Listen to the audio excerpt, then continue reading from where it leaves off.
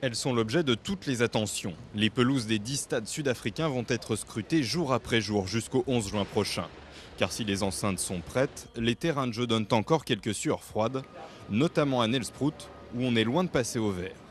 Pas de carton rouge pour autant, la FIFA assure que tout sera prêt dans les temps. Il n'y a pas de doute, aucun doute, le calendrier est respecté. Pourquoi avoir toujours des doutes? Maintenant allons-y, organisons ce mondial et on verra pour les questions à la fin juillet.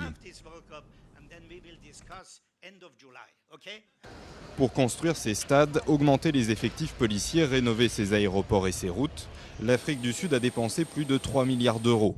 Et si la population est enthousiaste à l'approche de l'événement, le nombre de visiteurs étrangers est inférieur aux attentes. On disait qu'il y aurait 450 000 étrangers. Le vice-président de l'Afrique du Sud a parlé de 500 000 étrangers en prenant en compte l'ensemble du continent africain en plus du reste du monde. On aura un chiffre qui correspond au chiffre que l'on a eu quand on a organisé en 2002 la Coupe du Monde au Japon et en Corée. Il reste maintenant 100 jours pour peaufiner les derniers détails avant le match d'ouverture entre le pays hôte et le Mexique. Et c'est là le vrai sujet d'inquiétude des Sud-Africains qui doutent que leur Bafana Bafana soit, eux, prêts pour l'événement.